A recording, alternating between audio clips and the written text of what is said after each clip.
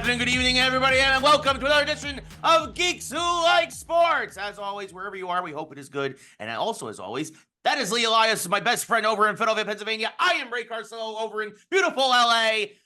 Lee, how are you doing today, buddy? Ray, I'm pretty hungry right now. I'm pretty hungry. Listen, usually at this point of the show, we come out with the non-sponsor of the week. Yes. But I'm not gonna lie to you, Ray. No one's biting on the non-sponsor. All these sponsors that are non calling us. So Dunkin', we're still available. I get my Dunkin' every day still. I've got an idea. A few weeks ago on this show, we did a little DoorDash experiment where we wanted a hot dog. We ordered a hot dog, and it got here with 2 seconds to spare, with a little help from our one of our producers, Caitlin, handing it right to me. So I've decided that instead of the non-sponsor of the week, we're going to be introducing a new segment here on Geeks Who Like Sports for the next few weeks called the DoorDash Dash of the Week. Right. I have pre-ordered my team's lunch here from Capriotti's. It's a local hoagie shop, cheesesteak spot. Yes, how many doing in Philadelphia today? The only way to do this correctly, Ray, is to get cheesesteaks today. So today's DoorDash Dash of the Week, Capriotti's Sandwich Shop here in Philadelphia, Pennsylvania. The time on the app, Ray. I'm going to hit continue right now. It says delivery time 18 to 30 minutes. Should we? Okay, a little bit of a range there. All right. Put the difference to 23 minutes. Yeah, 24, I think. 24 I'll give minutes. 24. Ray, I'm about to hit the buy button. Let me first make sure that they're not tipping $78. Yeah, that would be that. I mean, I always like to make sure of that.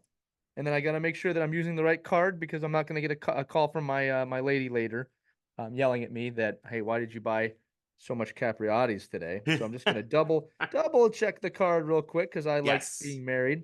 Of course. Okay, we've done it. We have changed the card. The DoorDash Dash of the Week is ready. Ray, are we ready to start the clock?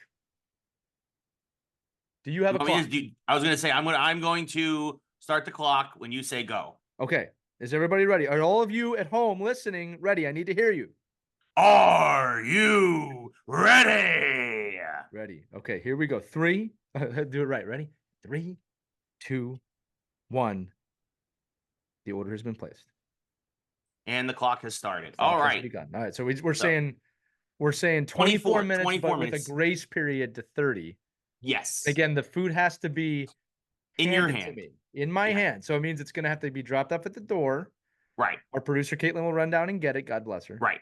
And we'll just say one of the cheesesteaks needs to be in my hand. I'll limit it though. The bag has to be in my hand. That's fair. Yes. Okay? I think that's fair. Says right here, arrives between 12:52 and 1:04 p.m. I think that's Eastern Standard Time. That's right around what we're saying. Yes. Okay? 1:04 p.m. would be 30 minutes from now for you. And I do want to give a quick shout out to DoorDash. I use DoorDash all the time. I love this service. I was very hesitant in the beginning, but has become pretty much something I do multiple times a week now. Wonderful gig economy app here. DoorDash, bringing the best foods to here, because DoorDash, it's something else. It's something else. Anyway, we have a great show for you folks today. We got a lot to talk about. We got a lot of Star Wars to talk about. We've got a little bit of Batman. We got a little bit of video games. We got a lot of sports. But yes, the clock is going for Lee's DoorDash as we speak. It's already been Dash of the Week.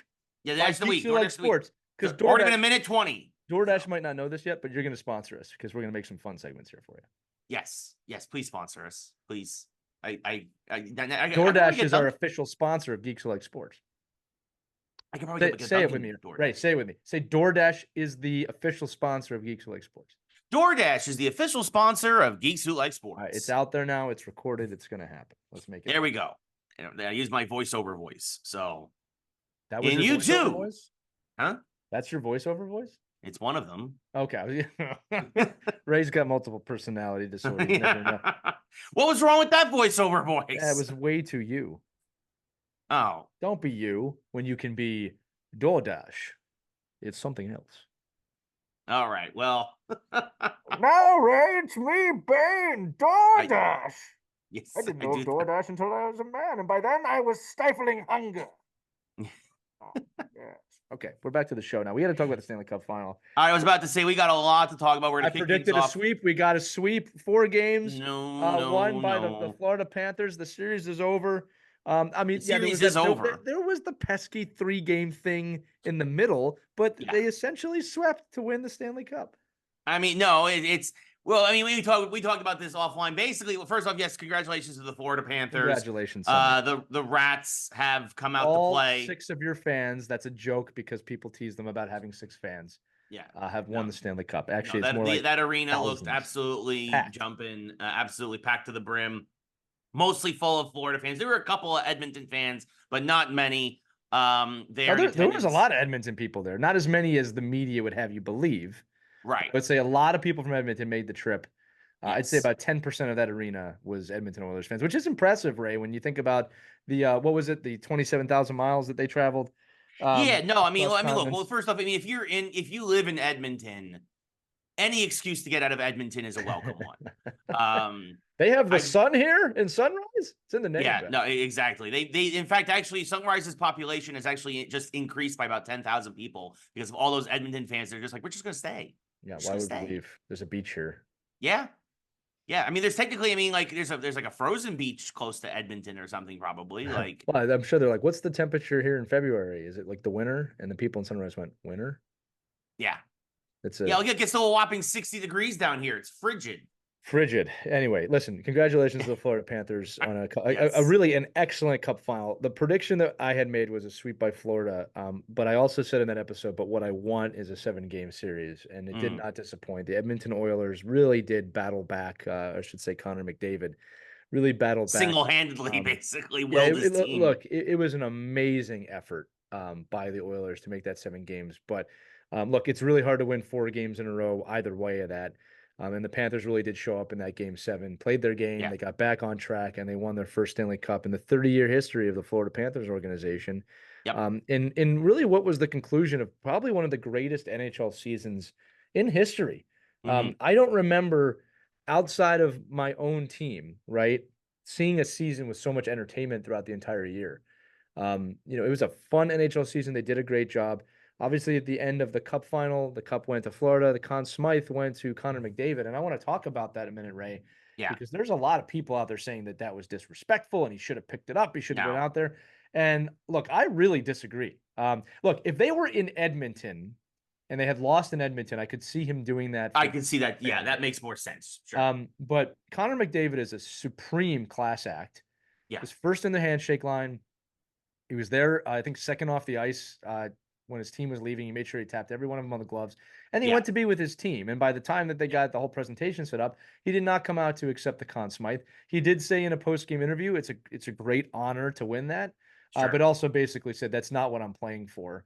I don't think that's disrespectful in any way. If anything, I think it's respectful to the Florida fans who would have been booing him, saying Bobrovsky should have won that. I'm already hearing conspiracy theory. I'm going to say this point blank to the audience. Connor McDavid is a shoo-in for the Conn Smythe. There is no one else that deserved the Conn Smythe this year other than Connor McDavid. Had the Panthers swept, then it would have been Bobrovsky. Had a 9.5 save percentage, then it should have been Bobrovsky. His save percentage dipped below a 900. Connor McDavid's point total in the postseason. Only other 2 players on the list with McDavid is Lemieux and Gretzky. When you do that, you get the Conn Smythe. Doesn't matter what the outcome of the series is. And again, and much like JSGR many years ago, basically willed the Ducks to a game 7. Connor McDavid is the only reason why that series went 7 games. Well, and it's the only reason why that series that went past the sweep. Like he single-handedly carried that team on his back, and he got no help. No help from anyone else. Not till game 6. This will say game 4 and game 5, he put up 8 points in those 2 games. In game 6, the secondary of the Oilers really stepped up. That second, third, fourth line put some points on the board, which is exactly what we talked about, Ray, is that if you can shut down McDavid, the only fear is you got to make sure those other lines don't score. They did in game 6, but in game 7, they shut down everybody.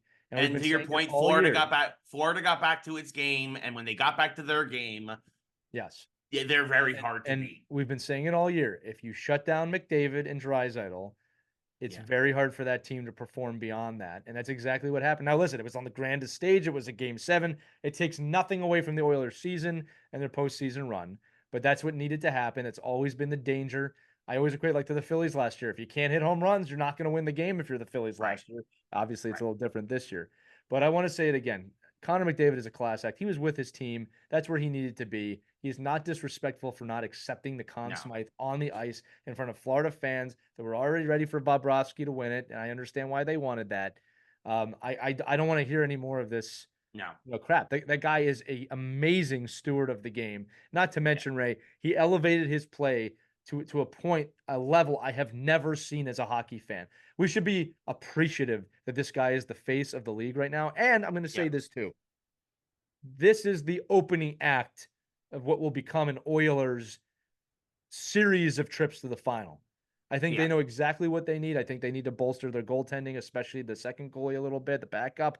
Yeah. I don't believe credit where it's due. Skinner did really solidify his game in the second half of that series. And again, they lost 2-1 in game 7. It wasn't like Skinner got lit up. No, it was a great series. It turned into a great series. Yeah, and, absolutely. And I'm thankful for that. And look, the right team won, and the right guy got the Conn Smythe. Absolutely agree. And again, there's people out there. Oh, it was rigged, guys. It wasn't rigged. If the NHL was rigging the playoffs, it would not be Edmonton versus Florida. It would have been New York versus the Kings. Okay, again, they don't rig these games. Yeah. They don't rig. The players don't slow down. You would know. Well, how do you explain Bobrovsky in games 4 through 6? Guys, it's hockey. I don't know what to tell you. Like the whole team looked like crap. They didn't stop playing. And they said it. They got off their game. They tried to get a little more offensive. That's not their game. They're a defensive team. They brought the defense in game 7 and won the Stanley Cup. The only negative part of this final was the stupid Fanatics championship hat that looks like it was made at a mall somewhere downtown at a mall that doesn't work. Awful. And it's just a horrible looking championship hat with a patch that pretty much says, we won the Stanley Cup. I mean, well, look, we've been talking about this with their baseball stuff. Fanatics is a joke. They're a disaster of How a are they company. screwing this up so much, Ray? It's not like there's like 60 years of examples for them to look at. It's just, I just don't understand how the quality looks like that. Now, they've already got a bad rep for the quality, Ray, but it's like, guys, what are you doing? What are you doing? This is a classic example of trying to fix something that isn't broken. And this is somebody trying to put their quote unquote spin on it, but not realizing that their spin sucks. This is what happens in industry and anywhere when you have a bunch of morons who have failed upwards for their whole lives now making decisions. Fanatics, you need to clear out your C-suite. You need to get some real movers and shakers in there, people with a real good mind for this stuff. Lee and I are available. I just want to meet the designers. I want to meet I want to be a fly on the wall when someone goes, this is it. Right? When they see it, you know what? These baseball jerseys need, this is it. Now, I'll also say Fanatics unveiled the new NHL jerseys today.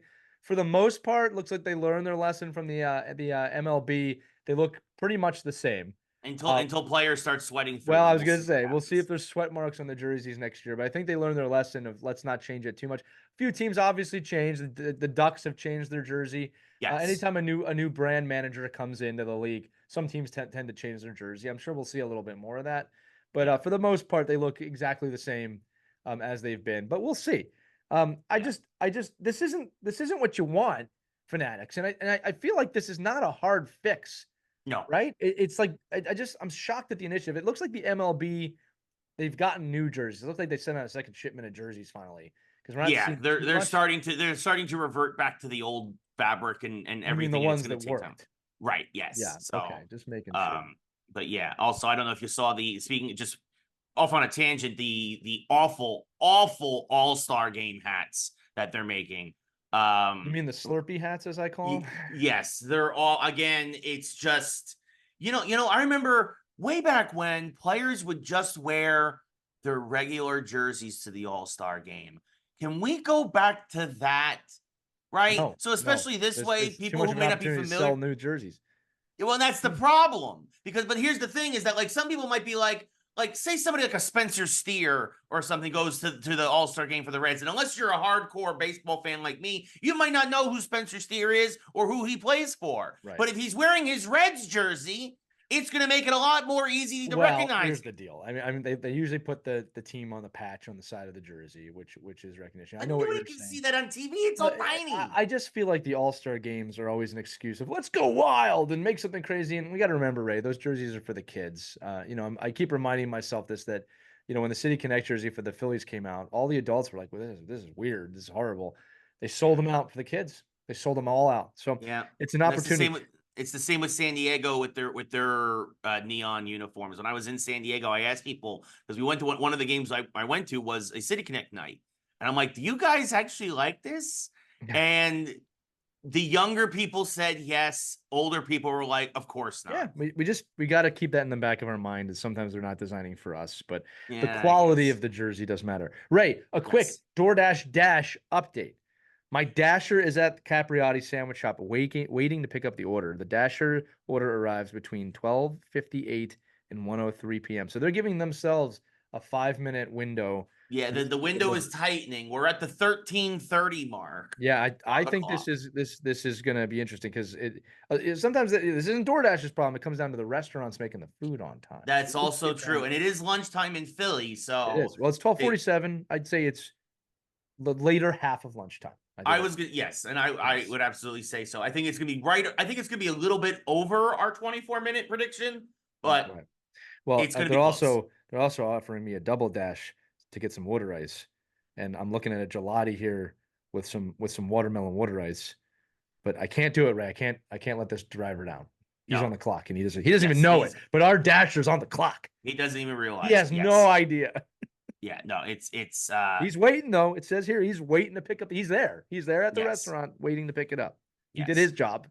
Yes. So again, just want to congratulate the Buffalo Sabres South on winning the Stanley Cup. Don't equate them that. Hey, listen. That's basically what they are. How about the Buffalo Sabre connection? Kyle Okposo, and what's probably going to be his swan song, won the Stanley Cup finally. Paul Maurice, after 30 years of chasing, won the Stanley Cup. Some really cool stories. Obviously, the Tkachuk family now has a cup shared between them. Yes, I know. I saw his dad. The dad was Keith Tkachuk was there. And Sergei Bobrovsky won. There's other players there that have had a long career, but when you can take the Florida jokes out of it, I'm not talking directly to you, Ray.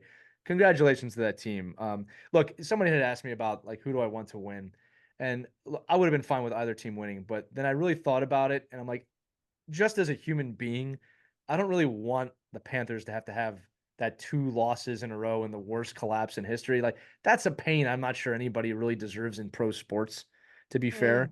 But maybe just the Mets. But it's not something I would wish upon anybody. And the Oilers will be back. Okay, Ray, quick update. It says the order now arrives between 1 and 1:05, and it just switched over to the map view, which means that he's about to get in his car. Okay, he's about to be in transit. He's about to be in transit. So 1 o'clock to 1:05. It is 12:50 here on the East Coast. You're tuned to WLE Radio Dasher Tie. Yes. It's beautiful, 92 degrees here already in the valley. Anyway, So is it that hot there already? Yeah, I have you might not be able to hear it. You might be able to. I don't know if there's a buzz in the background. I apologize. Obviously, that's my air conditioner running full blast because it is already at 10 to 10. Hey, it's 90 here. Never mind. You can unscrew yourself. It's just as hot here. Well, but the thing is that it's that hot at 9:50 in the morning, whereas it makes sense for it to be hot at the end of June in the afternoon in Philly. I wake up and it's that hot here. Wow, you should leave there. Yeah, I think about it many, many, many times a day. I have a couch and an X-Men machine every week. I know. Okay. I know. But hockey season is officially over now. We're undefeated, Ray. We're undefeated today. We're all undefeated. Already some moves being made. The Rangers cut Barclay Goodrow, who was then claimed by the San Jose Sharks. That clears up $3.5 million on the cap for the Rangers, which is a big deal as they look to. Also, for me, it's good because it basically opens up a spot in the 4th line, possibly for Johnny Brodzinski, who the Rangers signed to a short, cheap deal. Who obviously I think can also provide a lot there on that 4th line. Barclay Goodrow, we do appreciate everything he did for the Rangers. Obviously did not to get us to the where we wanted to be, but he was a good player for the most part. Obviously had a rough year this year until the postseason. Yeah, his value went up in that overtime goal. But look, movers and shakers, right? Things are going to happen now pretty fast. The draft is this Friday. The big move that I'm going to talk about really quickly. The Philadelphia Flyers have somehow secured Yes. Michkov to come from SKA Petersburg over in Russia to the Flyers this coming season, which all of the fans of the Metropolitan Division should be perking their ears up. That is a massive acquisition. Many people said last year he would have easily been number one in the draft, right? Had Yeah. he been over here. Yeah. Right. So this is a huge deal for the Philadelphia Flyers that he's coming over here. And I really want to know one day, I hope they make the motion picture of Danny Briere or whoever flew over to Russia with a suitcase with $10 million in cash, which is exactly what I believe happened, Ray, or whatever that amount was, handed it, say, we want Michkov. You may have Michkov once money is counted. And then they count the money, and then he comes over here, and the Flyers win 17 Stanley Cups in a row every year of his time here. It's a movie. It's a Disney movie because that's not going to happen. Nope. But a guy can dream. Anyway, Flyers really bolstered themselves here, and I believe they're going to have somewhat of an aggressive offseason. So that could be exciting for me, period. Hey, Ray, update. Heading to you. Arrival time, 12:56 to 12:59. Now they're banking on themselves. He's in his car. The car is moving. Dasher, can you do it? Can you get here on time? We'll find out today on today's DoorDash Dash of the Week. Dash of the week. Dash of the Week. Bah, bah, bah, bah. So that does it for hockey. Wait. Thank you. Needed that. He's moving, Ray. He's on North State Road. He's moving. The thing is, he might, as a Philly driver, there's either two things. He's either going to be slower or he's going to pick up speed and he's going to make up time. We don't know. I'm watching him. He's making the right moves here in terms of how he's driving. He's making a left turn right now down the road. This guy's going to be here quick. You know who else? Everyone on standby. Everyone on standby for the Dasher. You know who else is making the right moves? Who? Caitlin Clark. Caitlin Clark is making a lot of good moves right now. Caitlin Clark. Before running up. Her and Angel Reese continue their rivalry. Angel Reese finally got the best of Caitlin Clark with an 88-87 win over the weekend. Good game. It was a great game. Indiana had a big lead and they blew it. Caitlin Clark was phenomenal. 17 points, 13 assists, 6 rebounds. Angel Reese with her rookie record-breaking double-double in that game helped catapult the Chicago Sky to a win there. Both teams, mind you, this is a big deal. Both teams are under 500, but this game felt like a playoff game. Yeah, it is. The storyline's overtaking the standings. That's awesome. Yes. And the thing is, and mind you, both teams are starting to win now too, right? Chicago's won a couple in a row. This snapped a 4-game win streak for Indiana. So even though they're both out of the playoffs as of this particular moment, they're both starting to make up some ground. By the way, my New York Liberty continue to win. We'd really love for them to bring some kind of a championship to New York. Anybody? They're probably the best bet right now. Please. Anyway, yeah. Keep fishing, Ray. Keep fishing for that championship. Yep. But yeah, no, and Caitlin Clark also, they went down to Atlanta and beat the Atlanta Dream, and that was the largest crowd ever. There you go. In the WNBA. It was almost 18,000 people. It was a sold-out arena there. That's a pro crowd. Indiana. So a lot of people. That's a pro crowd because it's a pro NBA crowd. Yeah, it's an NBA crowd for a pro. It's a WNBA crowd. Yeah, that's what it is. Exactly. And it's really cool, dude. I also want to make one note on Caitlin Clark. It looks like, Ray, she's going to be named to the All-Star game. We had talked about this, and I am not a vindictive person, but I'm going to do this for a change. Someone made a comment on one of our videos when we were talking about how she's going to be an All-Star. And that person said, Ray, I won't mention their name, that she's not an All-Star. She's not doing an All-Star. And I said to that person, when she makes the All-Star team, I will be sure to post something. And I think I might post this clip. She is an All-Star. She has All-Star numbers. She absolutely should be on Team USA this year. One of the biggest oversights in history in my mind. Absolutely. Anyway, just wanted to say that. Not a vindictive person, but today I am vindictly. Oh man, that worked better than I thought it was going to be. I was not expecting it to sound like that. Let's say it one more time. No, I'm not going to say it again. Don't say it again. Vindictly. Yeah, don't need to say it again. But you want to talk about some voiceover work, right? Let's make a voice for that guy. All right, Caitlin Clark, we salute you. Somehow that turned the wrong way. WNBA, if you're not watching it, watch it. It's fun. Please watch it. Boys, girls, everyone's invited to watch the WNBA. Ray, next one. We have some sad news, but we have to acknowledge this person. Yeah. Well, before we get to there, I want to stay on basketball for a You second. want to stay on basketball after that segue I just made? I know it was a great segue. It You're really the host. was. You're the host, Ray. It really was. But I need to also mention, we talked a little about hockey offseason moves happening. Obviously, the NBA offseason has also started. We're right before the draft. I think the first round of the NBA draft is also happening this week. The New York Knicks are already making moves. You mean the New York Wildcats, right? The New York Knicks. The Wildcats, because you have all Villanova players on your team now. And I I want some recognition. Nova. The Knicks are going full Nova, ladies and gentlemen. The New York Nova Knicks. It's right there for you. It's the Nova Knicks. It's Mikal Bridges from the Brooklyn Nets. The Knicks send a half dozen draft picks and Bojan Bogdanovic for money reasons over to the Nets. And now the Knicks need to make another move. But this is one of those moves where you're kind of like, oh, the Knicks are going all in. The Knicks now, if they stayed healthy, have a rotation that is comparable to any other team in the NBA with this move. Bridges is consistent. You know you're going to get 20 points a game from this guy. You know that you can put the ball in his hands and he is going to take the shot if you need him to, or he can dish it to somebody else. He can help facilitate the offense. He also plays defense, which what were the Knicks the best in the league in last year, or one of the best teams? Defense. Complaining. No. Well, I mean, we did a lot of that too. But that's any New York team, right? But and their fans. A Thibodeau coach team is all about defense. And if now they re-sign OG and if they re-sign Hartenstein, this is a team that's going to be predicated on defense. They needed another guy who can put the ball in the bucket, ball in the basket. They did that now. This is a great first move. And also people are like, but they gave so many first round picks. The Knicks had 12 first round picks over the next 7 years from other trades. They had stockpiled these picks for something like this. And this is also basically signifying that the always irrelevant Brooklyn Nets are once again going in full rebuild mode. Yes. Last time they were relevant, they were in New Jersey.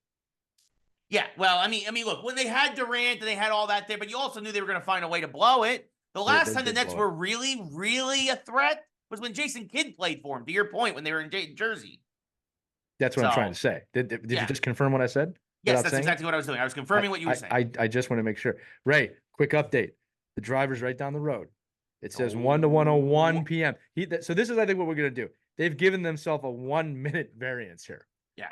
All right. Well, they're over. They've hit 20. They've hit 25:30 on the clock. Okay, they're still within the range. So for DoorDash's thing here, I'm going to go by. It says arrival time 1 p.m. to 1:01 p.m. So I'm going to go next by 90 seconds, basically. Yeah, it is 12:59 p.m. Eastern Standard Time. I'm watching him. You can see this for those of you watching the show. He is right around the corner, Ray. We're going to make this very exciting. Okay? Did you just dox yourself? What do you mean? You don't have your address on there or anything, right? Oh, no, I'm not worried about anybody coming here. We can take them. But no, you can't see the address. You can see it's coming. Look at this. He's right around the corner. He's moving. He's really moving. It's 1 o'clock, Ray. He's got to get it up here. He's going to drive literally through the wall behind you. He has no idea that his entire life is dependent on whether he hands this off to Caitlin and Caitlin hands it to me in time. Savi, our producer, other producer, sitting at his desk watching this going, God, I don't want to edit this later. But he's going to have to, Ray, because this is the DoorDash Dash of the week. Yes. The best part's going to be if he has to take a picture of it. Oh, that's true. The arrival time is 1:01. It is still 1 o'clock. He's here, Ray. It says he's outside. Caitlin, the door is open. Ray, we're doing it. 1 o'clock. Let's see this in real time here. Okay?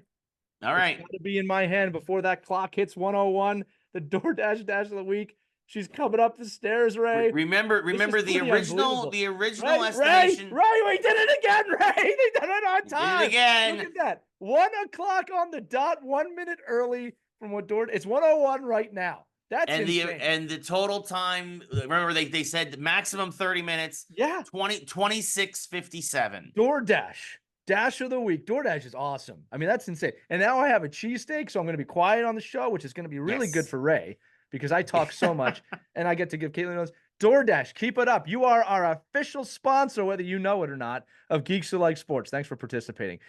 Seriously, no rights reserved. All the legalese that you have to say here at this point to make sure that we don't get sued for saying anything like that. We really appreciate DoorDash. I love you. Thank you. I'm going to have my cheesesteak now. Yes. Sponsor, non-sponsor, please sponsor DoorDash. It's DoorDash. something. It's something else. It's something. It's something. It's something. Anyway, well, while Lee starts to munch, this is actually probably a good time to actually take like a small moment of silence, because Lee was hinting to this before we talked about the Knicks and the Nets a little bit. This was sad. I mean, look, he had an amazing run. He was one of the greatest ball players of all time.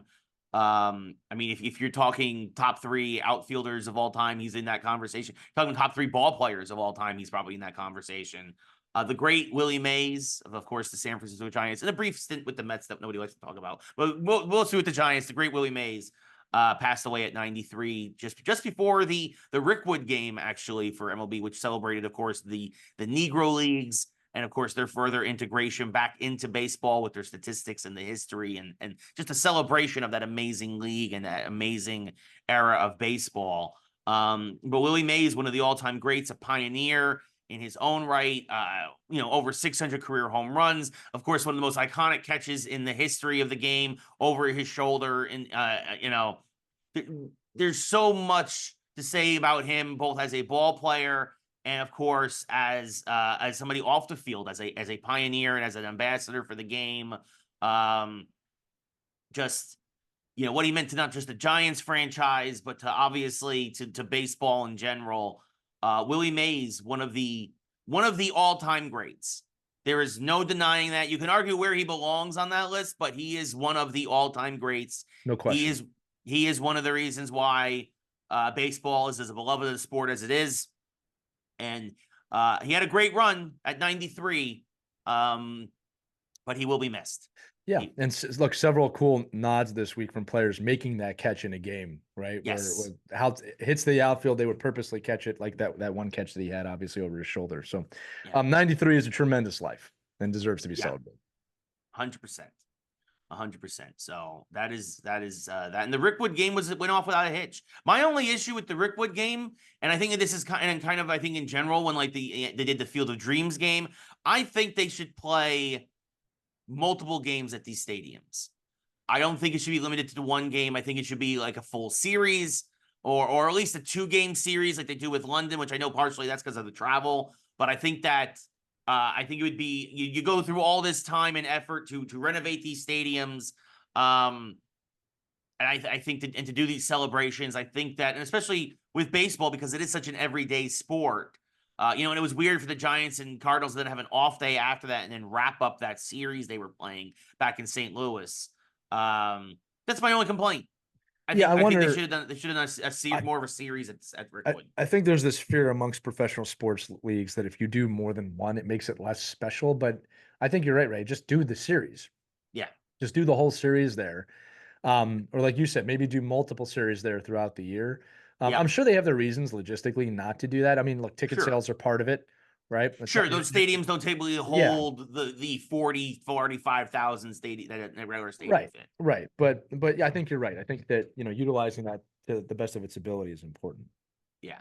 No, and it shined a great light on the Negro Leagues and the history of the Negro Leagues. The MLB is doing a lot right suddenly. The only thing this year that I'm having an issue with, and I think this is a positive, is just the umpires, which is an eternal problem. But again, we don't have to get into that again. We talk about it all the time, but that seems to be the downplay this year. That and sports betting.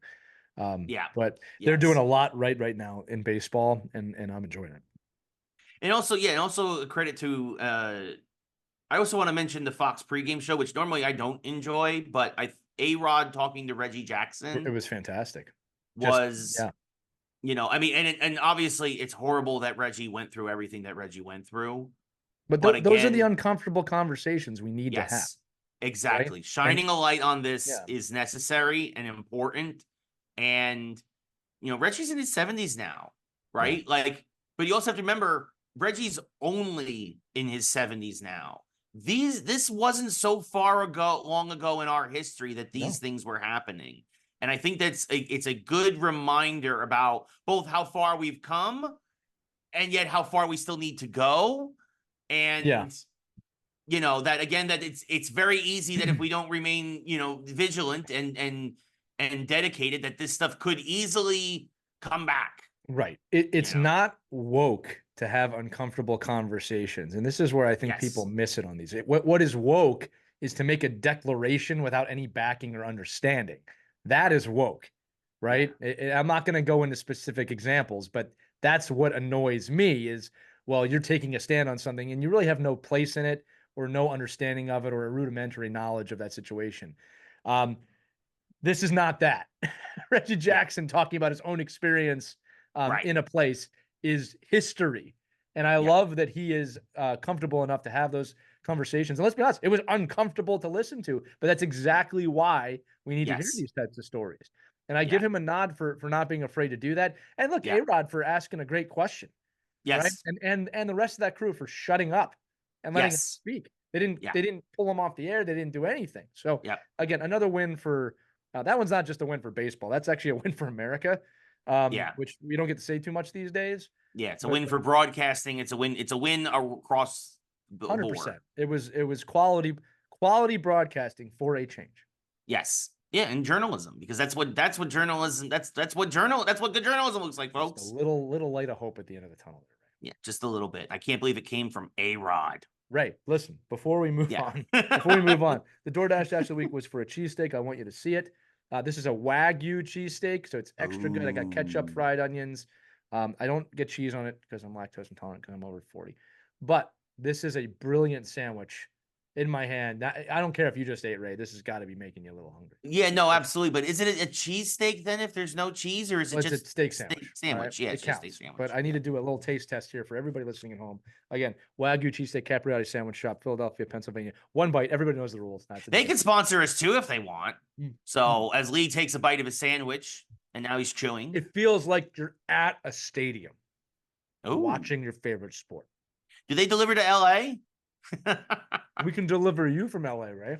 That would probably be easier. Maybe we can DoorDash Geeks Across America. DoorDash, there you go. We'll DoorDash every meal along the way as long as you pay for it. As we drive across America. Yes. Now, hey, even we'll pay for the meals. You just pay for the trip, DoorDash. That's fine. Whatever it takes, DoorDash. But DoorDash, great job today. I have to give this a good score. This is a 9.4 out of 10, right? It's that good. Wow. Yeah, it's really good. It's the Wagyu. It's the Wagyu. Well, that's a high quality beef, obviously, and that does help. The quality of beef does matter. Obviously, whenever you're in any kind of a meal, the quality of the meat, right, like is going to make a difference. Obviously in the taste and the cut and whatnot. I should also mention the fries. They cut their fries a little different. Very tough to explain here. Thin, they're not steak fries. No, they're steak fries size, but cut very thin. Yeah, which is interesting. Actually, I like that. I like that because that's how my grandma used to. She used to cut them like almost like potatoes, almost like because she would fry them up almost like potato chips, almost where she would cut them kind of like the long way, not the long way, but around the circumference of the potato. Anyway, they looked like medallions. That's what I'm thinking of. Instead of like actual fries. That's the right word. I should give everybody a hint now. If I'm really quiet in the geek section, it's because I'm asleep. Because I ate lunch during the show. There you go. You should have got a soda or something. I'm gonna make it. You're gonna make it? You think you're gonna do it? Mm-hmm. See, I got my Dunkin' cold brew, so I'm definitely caffeinated for the rest of the show. So there you go. So, but anyway, let's you know what else might put you to sleep, Lee? AEW? No. I mean, maybe. I mean, I haven't watched AEW. It's gotten real bad. But this year's Hard Knocks. My New York Giants are the team for Hard Knocks this starring year. The New York Montreal Canadiens. Oh God. Yeah, tell me about it. Right? Tell me about the trailer. I purposely didn't watch this to get your unfiltered results of it. It's just it looks like the organization looks so disorganized, And I just don't think this is going to shine a good light on the New York Giants. And as a very proud NFL franchise, as a very proud Giants fan, like, nobody wanted this. Nobody wanted this as a fan. Like, like, watching Daniel Jones throw the ball is, it's even worse than when he's on the field. Somehow it's worse when he's practicing. And then, when he doesn't have anybody in his face and he still has a look of panic and shock and like fear in his eyes. And then there was a conversation, the highlight, I guess, is the conversation that it looks like Shane, our GM, is having with, Joe Shane is having with, Saquon Barkley. And he's like, are you going to be a man of your word, or are you not even going to give us a chance to match or whatever? And then it cuts and it's like, we already know what happens. Guess what, folks? Saquon's in Philadelphia. There it is. I don't care. P-A-G-L-E-S. I don't care how that conversation went. I don't care. Every Giants fan has already turned on Saquon. Every Eagles fan is all for Saquon. Yes, it's done. We don't care. We moved on already. I don't need to see our GM caught with his you know what in his hands pissing in the wind. Like, we get it. The Giants are inept. I know. I'm aware. I don't need HBO to show this. Ray, you sound very vindictively about this. Yes. They cut it on, are you going to be a man of your word? So that now they're painting him as a bad guy, which confirms that Hard Knocks is made in New York City and that they're trying to get Saquon Barkley in trouble. That's incredible. That was the cliffhanger. That was the cliffhanger. Right. We know what happens. Saquon is in Philly. You know what solves most problems, Ray? Not reality television. Winning. Yes. All right. I don't know what the Giants are doing. This to me, this is not the season for Hard Knocks. But here's the thing. The Giants' ceiling is 7 wins. That's the ceiling. I'm going to say this again, Ray, that the teams that go on Hard Knocks, and I enjoy Hard Knocks most of the time. I always like to look inside, but I also have to tell myself, and this is from the starts when they did it with the first teams, these are the bottom half of the league teams that go on this because they need that notoriety. Yeah, they need a shot in the arm. I don't remember if I've ever seen a top team on there. No. Maybe the Colts, right? Didn't they do the Colts one year with Peyton Manning still? I can't remember. I'm gonna say it again. I don't think any team on Hard Knocks has ever won a Super Bowl that year. No. Oh no. It's typically a team that is a huge struggling. distraction. Yeah, it's a team that knows they're not going anywhere, but wants to stay relevant in the mind of the league. Yeah, no, this is a bad look for the Giants. Now, looking ahead, where Hard Knocks is really good is like when they do. I remember the one with the Browns was good. When they do a Hard Knocks with a team that becomes good, it's really cool to look back and see the early steps of that process. Sure. But a lot of them I haven't seen. Like, I remember the one with the Jets I thought was really good, but then they fluttered out. The ones that, they did the one with the Cowboys that didn't go over well. So there's not many who have built into a champion. Unless I'm mistaken, I don't remember any. And that's the thing about Hard Knocks that's tough is you're really not seeing the highest standard of excellence. No, you're not. You're absolutely not. And that's what the Giants are right now. Not excellent. So far from it. You know what is excellent, though? WWE. WWE has been absolutely excellent. Yeah, man. Lately. They really have. You got to hand it to them from where they were 2 years ago to now. Yeah. I mean, there's a reason they're the best of the best. It's insane. And again, Ray, we talked about this, how they would rebound, and they did. Yeah. I mean, and they're on, obviously they're on the verge of the Netflix deal. Everybody's getting super hyped for that. But also, this is Rated what R. WWE... Rated R on Netflix. Yeah.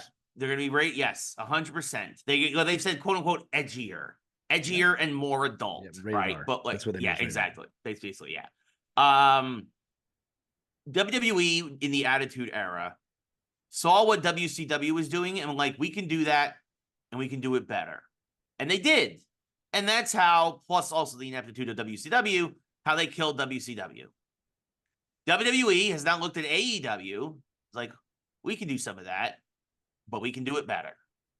And that's what they're doing. and AEW is dying. In fact, AEW's ratings are tanking right now. AEW is bleeding fans. That's a fact. Their ratings are half of what they were just 6 months ago at AEW and dropping. The product sucks.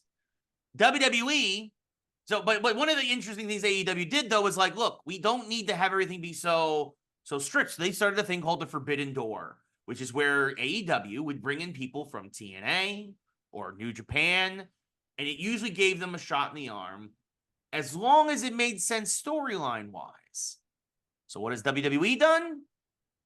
They've started bringing in TNA wrestlers, and they've done it in a brilliant way. Oh, and then by the way, and then also the underutilized guys at AEW, they've now poached from AEW the same way WWE did that with WCW back in the day with the Radicals, right? Your Eddie Guerrero's and your Dean Malenkos and Chris Jericho's, and yoink, WWE took them.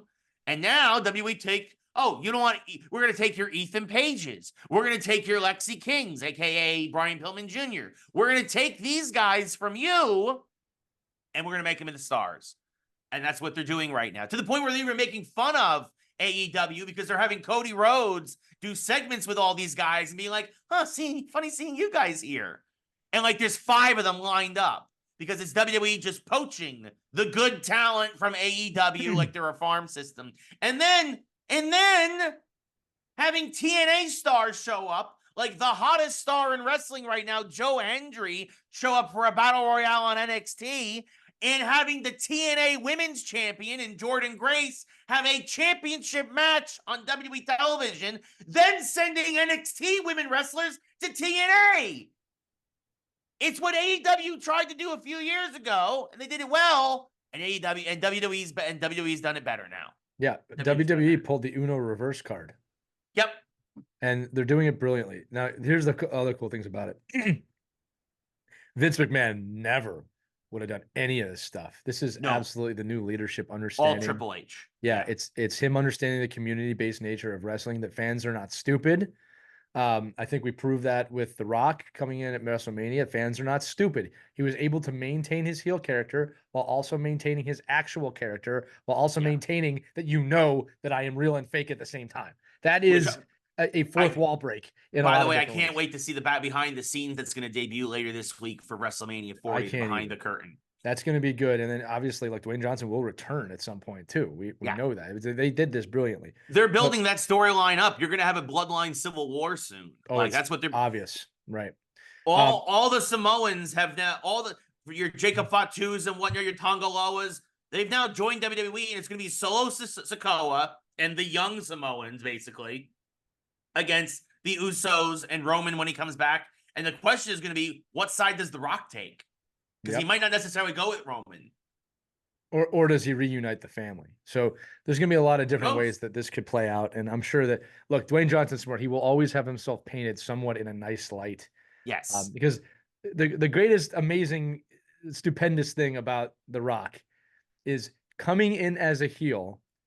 I don't want to say he saved wrestling. That wouldn't be fair. But coming as a heel, electrifying the WWE once again, to the point that fans are cursing him and then thanking and bowing before him at the exact same time. It's the most amazing thing I've ever seen. But WWE really pushing forward into the new era here, understanding that we are the golden goose. We are the shining castle at the top of the hill. You will join us, and we are happy to have you along as long as you play by the rules. But amazing time period in professional wrestling. They're just doing this right. You also can't go a minute online if you have any interest in wrestling without seeing it on your feed. I think they also understand a lot of people maybe aren't watching the shows, but they're following kind of on those micro clips that they share, and they're doing a great job of doing that. Right. Yes. So they're getting millions upon millions of views on those. And it's just another great revenue stream for WWE. Yeah. And Ray, like the WrestleMania clips are showing up all the time on my, I've seen The Rock get choke slammed at least 50 times, and it's fun every time to see the final boss get choke slammed by the biker Undertaker, who's not the biker Undertaker, but isn't. He's the dead man. Yes. Yeah, no, no, WWE's in a great spot right now. AEW's in a lot of trouble, and WWE working with TNA, it's also great for TNA. Like, I'm not gonna lie, TNA right now is I'll say this, as good as WWE, TNA is probably, their writing is probably just as good. They just don't have the resources that WWE has. But the storylines in TNA right now are just as good if you like professional wrestling. I can't say that about AEW. I can't say AEW stories right now suck. They suck. Yeah. And some of it has to do, a lot of it has to do with Tony Khan. Some of it not being able to control his wrestlers. Some of it not being that he's a respectable guy. Some of it he's just got bad ideas. And it feels like WCW all over again. I will make the prediction that AEW will be done by the end of this year. Wow. Where else do they have to go? This year. They have no place to go. I mean, unless HBO, Time Warner, Warner Brothers Discovery, whatever you want to call them now, unless they do something to help, I'll give them one full year from now. Here's the thing, Ray. I mean, the real question I have is Triple H going to lend a hand out to them, or is he going to let them die? All right. I think he's going to let it. I think he's going to let them die, and I think he's going to just poach the talent that he wants. Yeah, that's what I think is going to happen too. I give him to the end of the year. Let us know what you think. Yeah, 6 to 12 months. That's our prediction. Lee says 6, I say 12, but it's not looking good. AEW's looking real. I mean, I get that Tony Khan. The only thing is that could keep it going is Tony Khan has more money than God. And if he just wants to keep bleeding that money and just keep bolstering it himself, that's fine. The question will be, much like what helped kill WCW, is does TBS TNT just be like, you're not worth our airtime anymore? Because that's what will really kill AEW. That or the talent. The talent running out of patience. That is the other thing. That's also what killed WCW. Yep. It's gonna be interesting. Speaking of talent, the Wyatt Six, SICKS or SIX, not sure. They have debuted. Get your lights out. The Fireflies are here. We are here. We're here.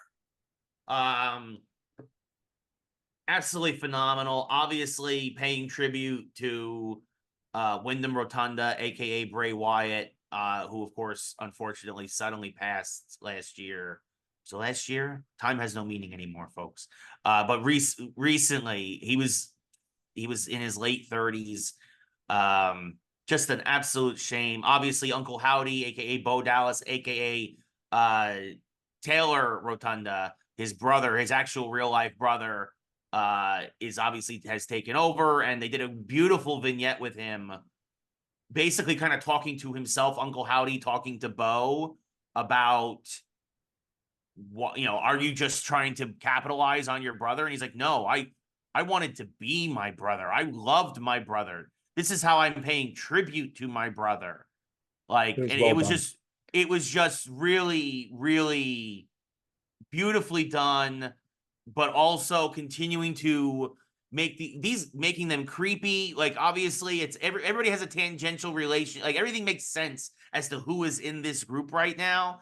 And honestly, they need to run roughshod over all of WWE. It needs to be like, oh gosh, what was it when it was not the Acolytes? I mean, there was the Acolytes, but it was when the Undertaker. We're talking about the Acolyte next. No, in a second. Not that Acolyte.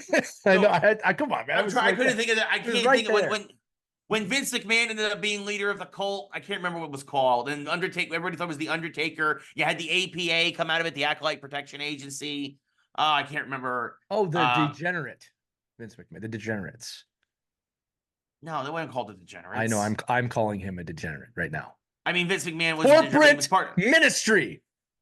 Was it the ministry? The corporate ministry. The corporate. We have received the information from a wrestling expert.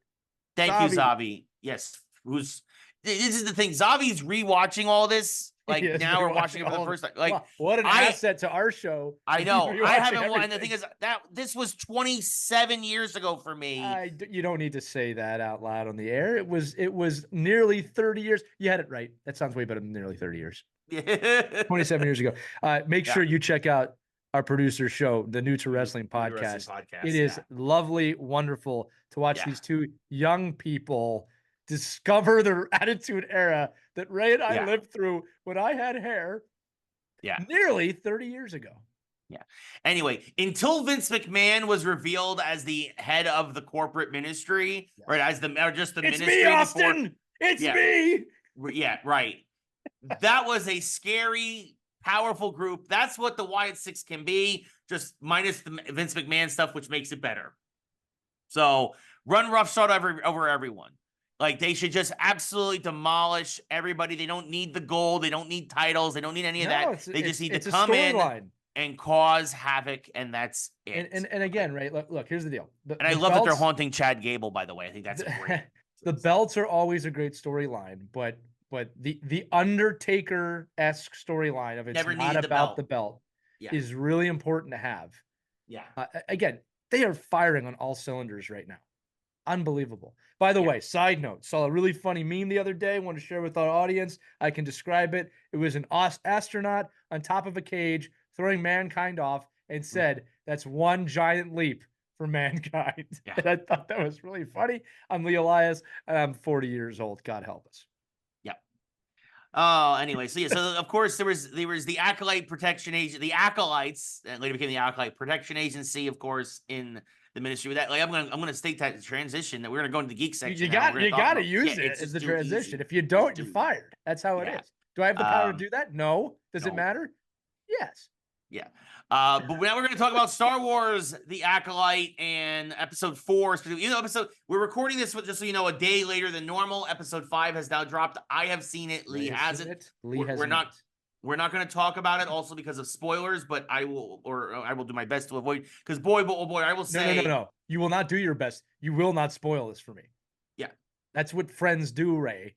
They don't spoil stuff. Like every person posting clips from Superman that's being filmed, please stop posting pictures from the film we haven't seen, you idiots. The bus is coming for you. I don't want to see Superman pictures. I don't want to know anything about the story. I don't care. Stop posting it. I'll see it when it comes out. I trust James Gunn. This is an impromptu Lee Maniac moment powered by DoorDash.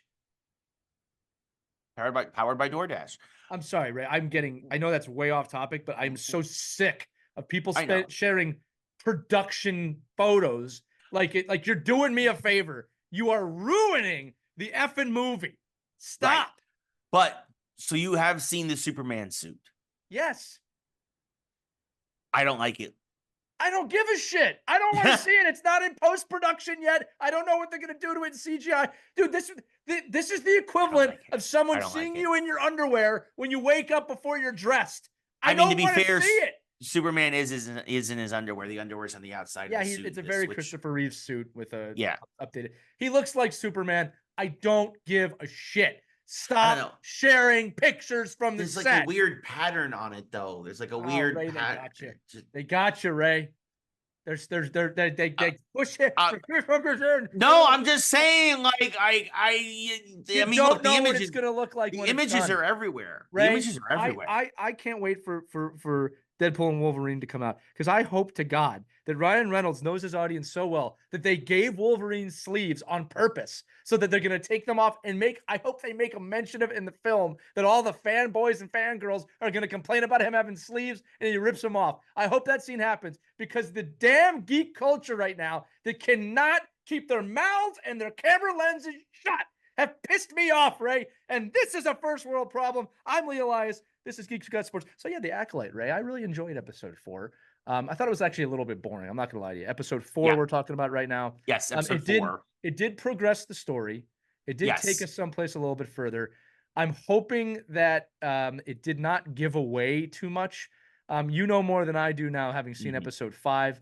But again, I feel like there's a few red herrings of who the Dark Lord might be. Right. My strongest guess is that it's another one of the witches. But the sidekick that keeps following May around is a strong candidate for me as well. He seems to know too much. I hope that's a red herring and it's not that obvious. But it's an interesting position right now to see where they're going to be going with that show. Strictly speaking about episode 4, I'm a little upset that they killed the Wookiee Jedi. Again, spoiler alerts, it's been out for over a week. Yeah. As they did. Again, I Yeah. feel like every time Very underwhelming. Very underwhelming. I feel like every time they kill someone early, they come back later, right? In like a flashback and all this other stuff. But interesting and a fantastic ending to that episode. But I thought episode 4 is a little boring, but not to the point I couldn't watch it. I mean, they leave you on repeat watch it. How about that? They leave you on a cliffhanger on purpose. I feel like that entrance was awesome, though, of the Sith Lord kind of floating down. It reminded me of Castlevania, actually. It reminds me of like when that happens. Dracula shows up at the end? Is it Medusa? I forget. I think it's Dracula. Yeah, it just kind of floats down out of nowhere. Yeah. But yeah, so my issues with the series to this point, I think it is poorly paced in terms of how they cut each episode. And I feel like this would have been better served as 4 1-hour episodes than 8 half-hour episodes. Well, that doesn't work for the business people. No, I understand that, but in terms of flow and in terms of storytelling and all this other stuff, I feel like this is kind of like they have major beats and then they have to cut them or truncate them to fit into this format, which I don't think works for this particular story. Yeah, interesting. Like, look, I get it. The singing space lesbians was stupid. I mean, look. That's, wow, Ray, you did not hold back on that at all. No, I mean, look, that's an accurate description. That's what they were. We are many. It was dumb. It was like, wait, get it. And it so much feels like Star Wars trying to be like a Disney animated thing, even to the point where these twins are basically, it's just Elsa and what's her face or whatever from Frozen or whatever. Ray, look at me. Let it go. I can't let it go. No, but like the other thing is like, and then this is the other thing. My problem is this whole twin gimmick. I'm over. I was over in the first 5 minutes. Well, we figured it out. You and I both figured that out really immediately. Quickly. And it's dumb. And everything they do with the twins is dumb. And in this episode, everything changes because Osha's still alive. Yeah. Oh my God. Yeah, it was a little weak. It was a little bit of a weak episode. But the best characters are not the main characters. Yeah, no, you're right. It's in this. Saul is the best character. The Jedi, the people that they've killed in every episode are the best characters. Well, listen. Here's 2 things I'm going to say on what you're saying. Number 1 is I wonder how aware Disney, Netflix, all Hulu, everybody is of binge watching. And sometimes I wonder if these are produced with the intention of binge watching an episode. Now, with that said, if that is your intention, you should be releasing the whole season at once. 100%. Because it does. I do agree. This feels like it would be better binged. Stranger Things does a fantastic job of that. And they might drop it in 2 halves, which I don't have a problem with. But Stranger Things that has some slower episodes. But when you're binging, it's okay. Right. But when you have to wait, it's a pain in the ass. I do agree that the week to week element of this hurts this tremendously. And I think Disney should think about that. Now, with that said, X-Men, perfect week to week action. Perfect. Yeah. Right. I mean, literally 10 out of 10. Yes. 100%. Could not have been done any better than 100%. And other thing, I also want to mention some folks really got ticked off about with this episode. Episode 4, we're talking. Episode 4. Yes. Don't ruin is the retconning of Ki-Adi-Mundi. Yeah. I will say this: of all the things that this show has done wrong, that is the least offensive thing, because honestly, Ki-Adi-Mundi's age was revealed in such like ancillary material, right? When episode 1 came out. It's Legends material now too. Right. No, this was I think this was canon. But even then, we also don't know how long Syrians, which is the race that Ki-Adi-Mundi is, we don't know what their lifespan is. Right. So if they say, they're like, well, now he was like 70 in episode 1 and he's like 40 here or whatever, or he's like 100 in episode 1, he's like 40 here or whatever, like, I'm okay with that. Yeah. Well, like, that's a Ray, minor, that is a minor thing in my opinion. I just want to give a nod again that we don't have real world problems. So that's why we can bitch about things like this in a television show. Is it been confirmed that that's him? Like 100% in the Yes. show? Yes, that is 100% Ki-Adi-Mundi. That has been confirmed. It is his, That's awesome. that is what he is credited as in the credits. So again, them messing with his age. They said not, no. They said there would not be any cameos. They lied. Nope, and there was. They lied. They lied, They which lied. means there may be more. But there may be more. Look, here's the thing. This is the question I have, just kind of getting us out of this segment. All yeah. right? But I'm not done. I got lots to talk about with this, and we're just still on episode 4. Wait till we get to episode 5 next week. Well, I've seen episode 5. Guys, if you think I have a lot to say about episode 4, wait till we go to episode 5. Ray's talking fast. Ray's slowly turning into George Costanza. Slowly? I'll just ask this question. It doesn't have to end the segment. Ray has opinions about the Acolyte. Ray's angry. The question I have kind of halfway through the series is how with what they've just seen at the end of this episode, which is basically a Dark Lord. I won't say a Sith Lord, but a Dark Lord of some sort. Mm-hmm.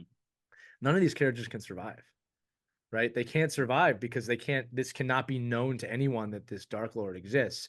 And they're not going to go back to the Jedi Temple. If they do this, they're going to get a pretty bad score from me. They can't go back and be like, oh, a presence and we eradicated it and it's not there anymore. They would not just ignore that, in my opinion. Now, that may be very well had ends of like we saw someone using the dark arts, we took them out, and now it's not a problem anymore. But it all depends on how it connects to the larger storyline, right? And I'm interested to see if this is like a Rogue One ending or if they can tie the knot. Because I'll tell you right now, if they just ignore that a dark arts person was out there, it's if they ignore it or if they play it off like it's something else, that's going to be kind of stupid to me. You know something I don't know that you're nodding. Yep. Okay. I won't say anything else. So I will say this from episode 4. I actually have this in my notes. My note is Soul does some serious emotional manipulation of Osha in this episode. Of 4. In episode 4. Yeah, well, and that's the other thing too is like, is this an inside job? Like have they infiltrated the Jedi for years and years and we didn't know about it? But we'll see. And I legit wrote this as my theory.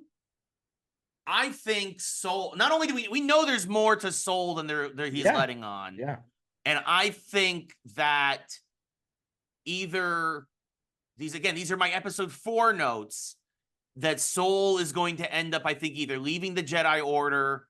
Or I think he's more involved with like. I was just going to say that might be the red herring because he's definitely invested in these two twins. Yes, and he's also and bringing them together.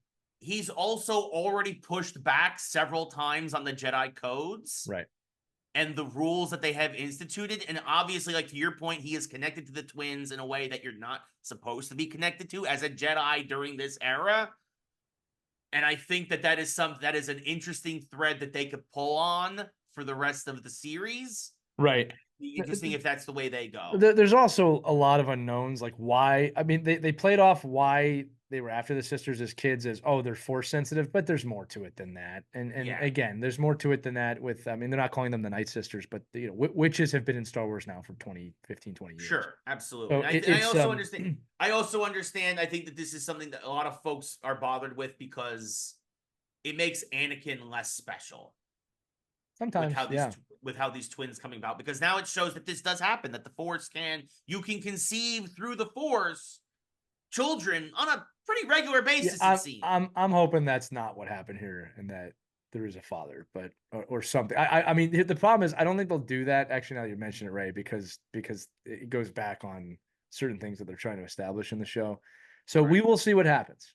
We will see what happens. We will see what happens. But do you think it's possible that this might be the first attempt from a Dark Lord to create life? Because look, here's the deal, man. If they do that, then Plagueis has to be involved because that's what he does. He manipulates the Force. And I would not be against the Plagueis scenario here. No, really me wouldn't. either. Yeah, me either. But I think that's the thing is that you've got 4 episodes. I've got 3 left. There's a lot of things they can do. I hope they land the X-Wing, but I am losing faith. Quickly. Okay. Well, we'll see. Well, Ray, listen, quick Star Wars note aside from the Acolyte. Star Wars recently teamed up with Oreo to do the light side, dark side challenge. You buy a pack of Oreos. They could be red. They could be blue. We have gotten 3 packs. I've gotten 2 Siths and 1 Jedi, right? My daughter opened the Jedi. My son opened the Sith. And my wife opened one pack early without us knowing it. When I opened it, there were 5 missing. Guess what color those were? Darth Sith. Janet.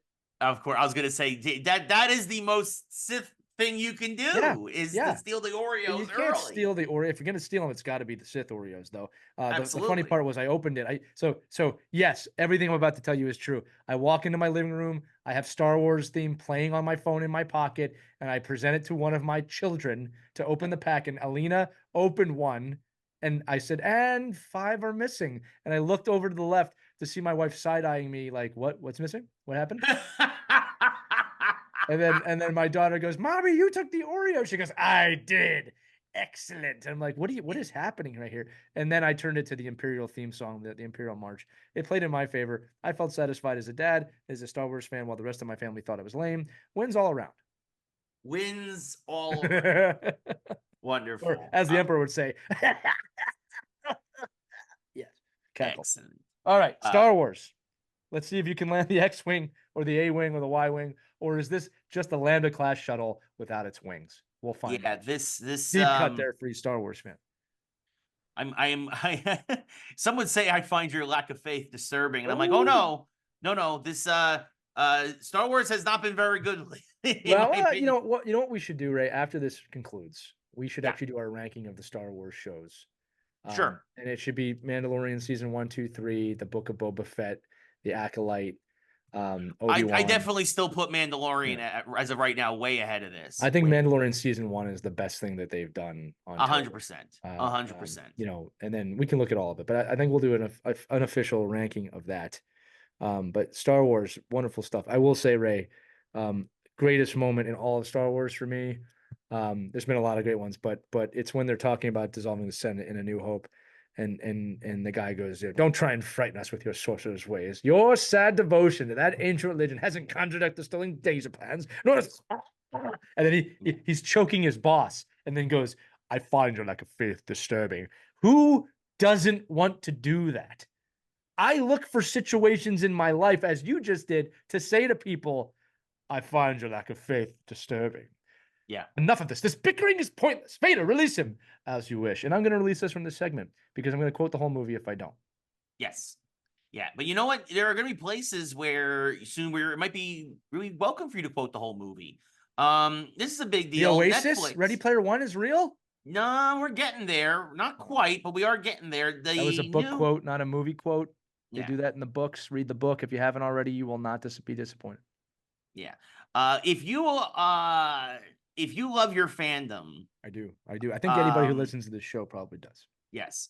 Netflix is creating things called now Netflix houses. Yes, they are. That will let you experience your favorite shows and movies in real life. Usually, these have been things that have been an idea! Reserved for theme parks and stuff like that, Universal and Disney, but now Netflix is like, no, we're going to get on this and we're going to start doing it. They are going to open up 2 locations, I believe, in 2025.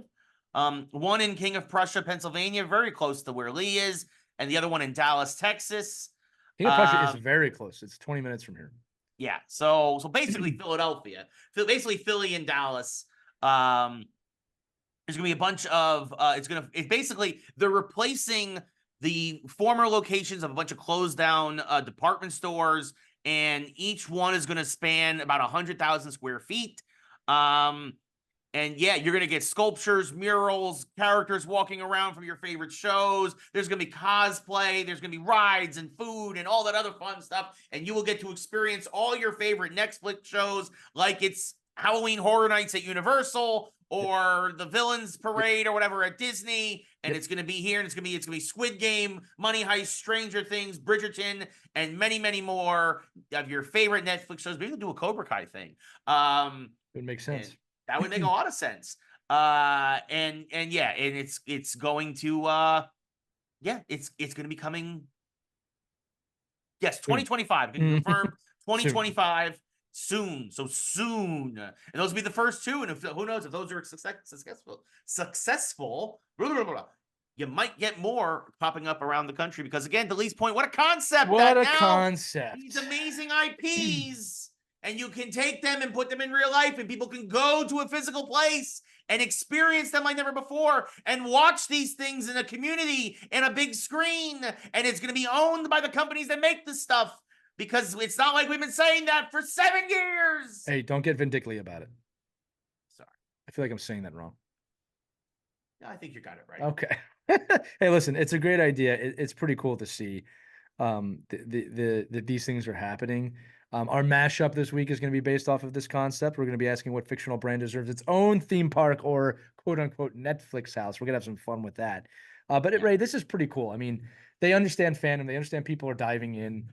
They understand that there's a connection and they want to build community. Community is the key to businesses moving forward. I think a lot of businesses still do not understand that a rabid fan base that believes in you and your ability to communicate back to them that you appreciate that and believe in them is essential moving forward if you really want to create something worthwhile. And I think that's great that Netflix has done this. And I think, you're going to see a ton of copycats happen between now and 2030. Yeah, absolutely. Before the Great World War that ends television. That's the thing, folks, is that TV and movies as you know them, they're gonna go away. It's gonna go away. It's gonna change. Things are gonna change, and IP is king, and Netflix knows that. And this is a huge investment on their part, but I think they're gonna make their money back in spades. Again, Disneyland and Disney World. That's the question: is that does Netflix limit this to a handful of locations, maybe like a Six Flags, or do they really try and put them like in every major city? No, I don't. I think that you start slow and you build. If it works, you build. There's only 2 Disney parks when you really think about it in North America, I should say. Right. You got one in Paris. There's one in Tokyo, and right. I think no, you build it though it isn't. And again, this isn't Disney World. I don't think they're trying to do this. I think this is replacing the pop-ups, right? Like little pop-up stores. And they're just making a dedicated location and more importantly, Ray, a destination. King of Prussia houses the 2nd largest mall in America outside the actual Mall of America, which is the largest in Minnesota. And I imagine they're doing King of Prussia to test this for the Mall of America, which is right in the middle of the country, the northern half, but right up there. So I'm interested to see how this grows, But look, man, there's two sides to every Schwartz, and we'll see which side it goes. The good side. I was going to say. Netflix houses the search for more money. The search for more money. Yeah. Of course, that for those who don't know, that is the famous. Come on. That was a good segue. That was a good segue. No, it was very, very good. It's the good side and the bad side. Yes, exactly. Those are lines, of course, from the infamous Star Wars spoof, the amazing, the immortal Spaceballs from the great Mel Brooks. And finally, there have been the attempts at continuing this franchise. They did a cartoon on G4 that was not great. Horrible. Many years ago. They finally, though, with the help of Mel Brooks, obviously overseeing it. Mel Brooks, who's in his mid-90s. He's 95, I believe. Now. God bless you, Mel Brooks, for kicking it and being creative. God bless you, sir. Yeah. And with the help of Josh Gad, who I imagine will play either a young Dark Helmet or the son of Dark Helmet. You think so? He won't be Barf? Maybe he'll be Barf, but I could also see him being Rick Moranis' kid. I could see that too. The point is that Spaceballs 2 is in development. Yes! I'm not sure that we're comfortable saying it. Mel Brooks is involved. By the way, if you have not read his autobiography, fantastic. All About Me. That's what it's called. Such a good book. I mean, just from humble beginnings to creating a genre of humor. I mean, I would say he created his own genre within humor, and dealing with some of the greatest actors of his time. But Spaceballs 2 is coming. I'm all about this. I hope it's a Disney film. I mean, I'm curious to see who will make Gad's it. If involved, it's probably going to be Disney. There's a good chance of that. That is true. Right? But and Disney's not afraid to do rated R movies anymore. Not that this would ever be rated R. Then again, he did stuff with Ghostbusters too, and that's not Disney. That's Sony. So what do you do with Ghostbusters? He was the ghost. He was the spitter ghost in the first in Afterlife. Yeah, I'm not equating that. It's Disney. Spaceballs has to be Disney. All right. I mean, we'll see. No, I'll tell you why I think it's Disney, Ray, is because Star Wars is Disney and they're connected. That's fair, but it's also a spoof, so probably it's a satire. You get fair use. You're sounding what are you doing? It says it on my desk. I'm right. I don't know. I mean, but look, it's the opposite of what you're supposed to say. No, I'm just kidding. Spaceballs 2 looks like a lot of fun. I mean, yeah, it sounds like it'll be. I cannot wait. I can already tell you now it's not Disney. Amazon's making it. It's by Disney. That's right. Amazon is owned by Disney. No, not yet. Disney has bought Amazon. It's going to be done through MGM Studios, which of So, course is like owned by I Amazon. said, I'm always right. It's Amazon. Amazon would be making Spaceballs to compete with Disney. It's great. Actually, that actually leads us perfectly into our next topic about what else is coming to Amazon. But also, just really want to quick, if you haven't seen Mel Brooks, like Young Frankenstein, History of the World Part 1, like the producers, like obviously he's made some of the greatest films of all time. I mean, Robin Hood Men in Robin Hood Tights, Men in like, Tights. Yeah. again, Listen, Blazing Saddles. Again, you're like, making a it's just, good the list point. goes on and on and on and on. You're making a good point that if you're under 30, you might not really know this man. Yeah. He has made some of the funniest films in history of cinema. Yeah. Yeah. Producers, So, yeah. I should say that. You should go see the producer, the original. I said the producers, Young Frankenstein, Blazing Saddles, Robin Hood Men in Tights, History of the World Part 1. The list goes on and on and on and on. That's out now and too. two now. Yeah. But yeah, anyway, speaking of things coming to Amazon Prime, Warner Brothers, probably the best thing that looks like they've made in years, not going to be on HBO Max. It's going to be on Amazon Prime.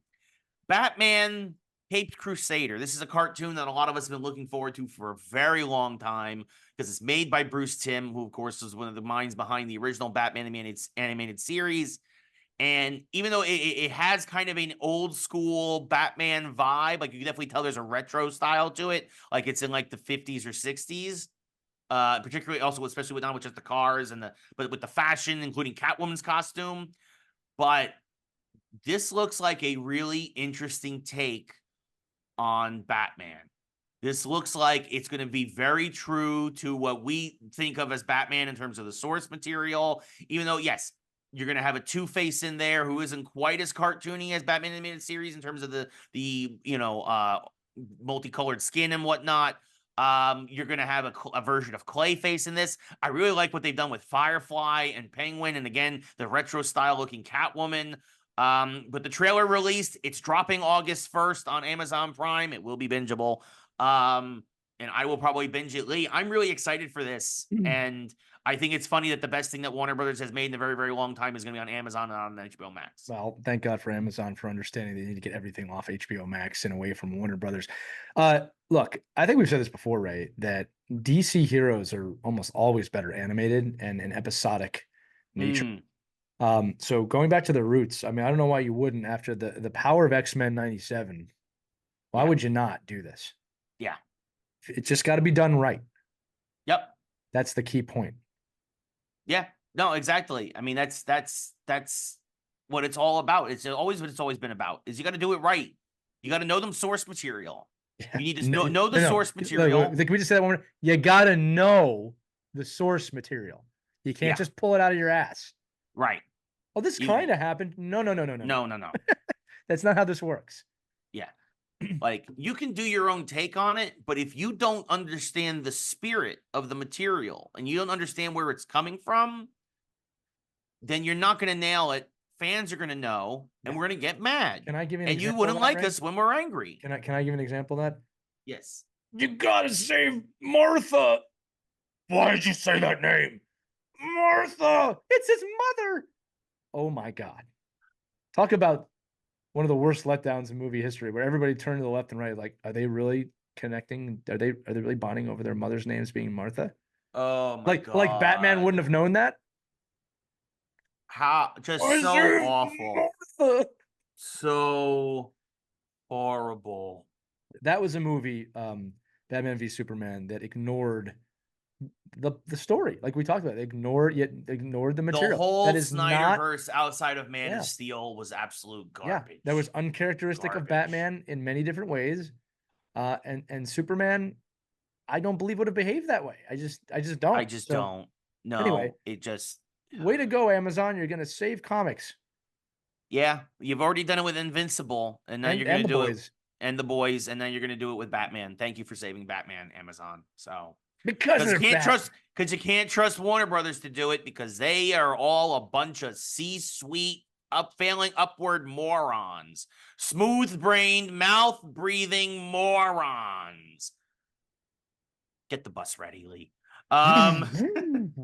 Yeah. So anything. Okay, go ahead. Speaking of saving things, this is actually kind of funny. Esports really struggled post-pandemic. And I can't believe I'm saying this, but one of the most interesting competitions to have come out since the pandemic has been the fourth annual Candy Crush All-Star Championships. Yes, folks, we are talking about Candy Crush. We are talking about It is alive and well. It is alive and well.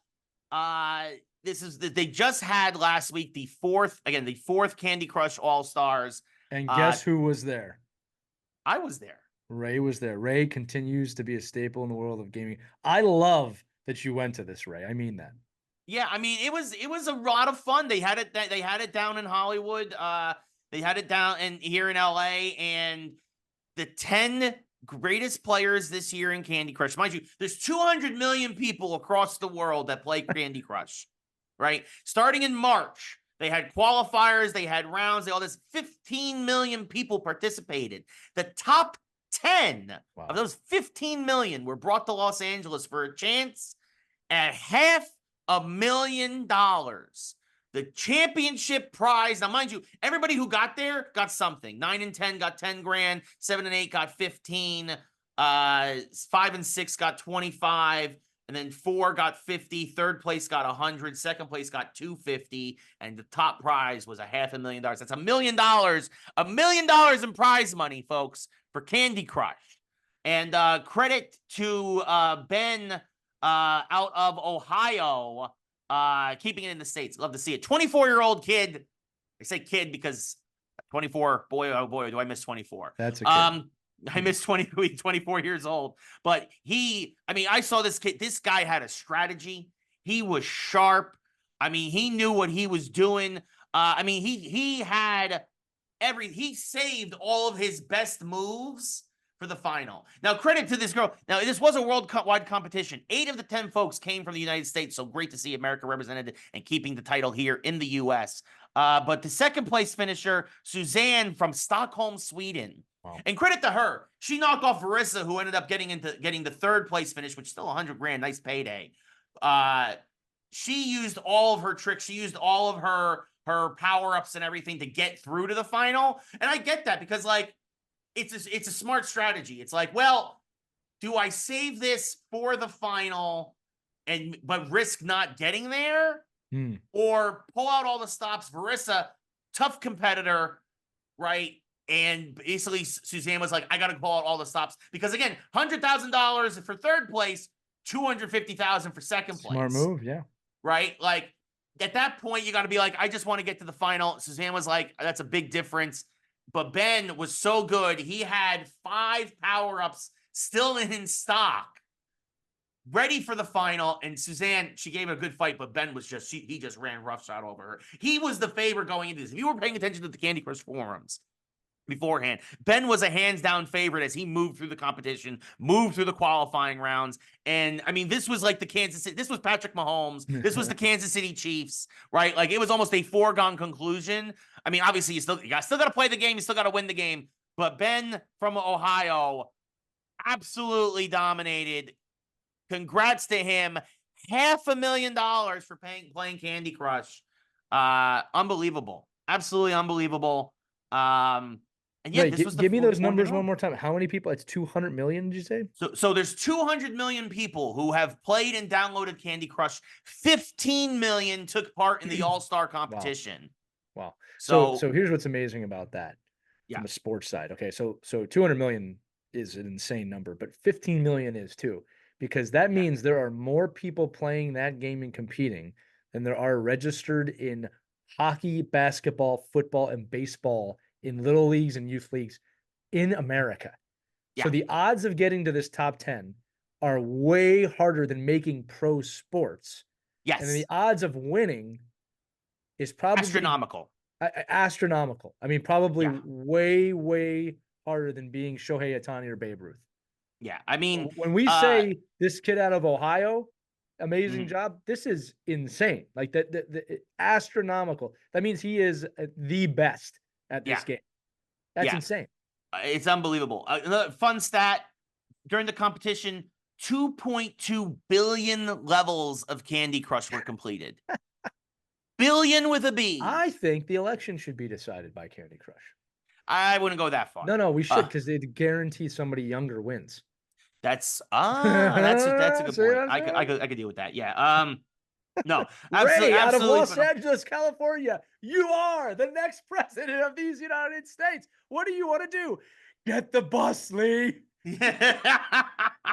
Candy Crush on every phone. Also, what was also amazing, he also got a championship ring. That's like awesome. legit diamond. Like it looked like, I think it was diamond. I don't know. Don't quote me on that. But it looked like it was like diamond encrusted. It was a very nice ring. It was a very nice championship ring.